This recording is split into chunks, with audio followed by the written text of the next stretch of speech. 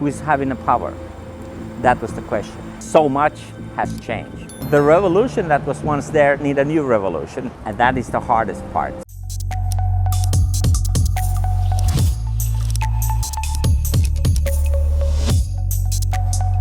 Hi, here is Markku Wilenius, the Traveling Futurist. We are here in Havana, Cuba, and this is Plaza de Revolucion. Let's talk about revolutions. What is the revolution? Here in Cuba, the revolution happened because there were Fidel Castro and the others that wanted to take the tyrant out of the country, this Batista guy, and wanted to bring the power back to the people. So the shift of the terms of the power, who is having the power? That was the question. Now, revolutions can have all kinds. We can have a revolution like an inner revolution. We can find something that we didn't see before. For instance, Copernicus made a revolution because he pushes us, the humanity at those days, to think that instead of sun revolving around the earth is revolving around the sun. That was the revolution, the way we look at the world. Revolution has still here in Cuba a very strong echo. Officially, the system still believe that the revolution still goes on, even after 60 years. Well, that's not exactly true, because once the revolution is done, the coup, the change of the power, the new view to the world, then you establish a new system and you're not anymore in the mode of the revolution. In our times, the revolutions often comes when there is an inability of the system to change. When the systems have become too rigid, they are following too much their own pattern, they cannot rejuvenate themselves. And we see, of course, everywhere these days, these type of the systems tries to hold on to their power, even if their power is diminishing. And then the revolution that was once there need a new revolution, as here in Cuba. That's obviously the case. But this time the revolution should not happen, of course, in the same way. We should not have guerrilla fighting against the powers that be. Rather, the revolution should come to understand that we need to renew the system that we have built because the times has changed, context has changed, so much has changed. Because only then you can actually think in any terms that you are continuing the revolution, you are actually continuing the changing process.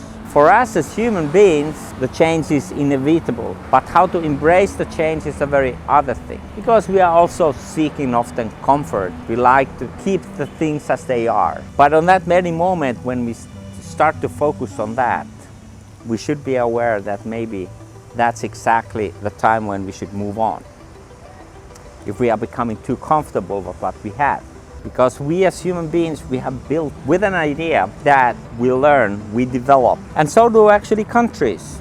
Countries have to develop. Countries have to develop in terms of their democracy. Countries have to develop in terms of the economy. Countries have to develop in terms of their output, their culture, their art, their creativity. And if it happens that for one reason or another, some of these activities start to slow down or even stall, then you know something is wrong with the system. The system doesn't have the flows inside, interaction, communication, new ideas. It's getting stuck. And then you know that it's time for revolution. Because we can think of revolution vis-a-vis evolution. Evolution is this kind of a more incremental development.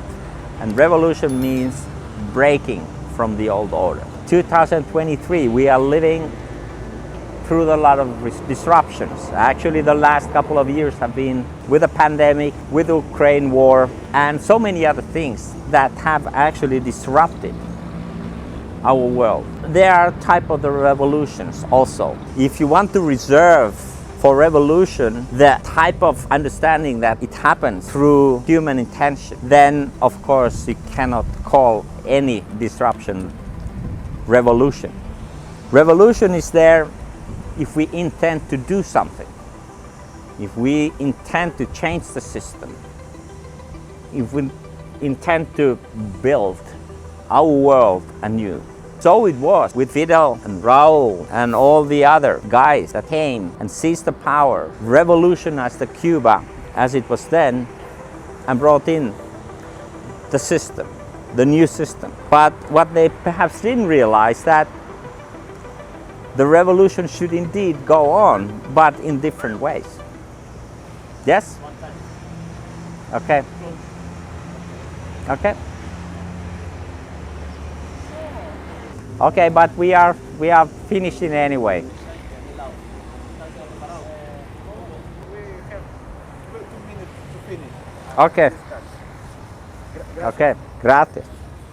Summarizing, the revolution is change intended by human beings, and the system changes from one to another. But to continue that, you need to revolutionize the revolution, and that is the hardest part. Because if you don't do that, you get stuck with your revolution. Subscribe to my channel and see other related videos.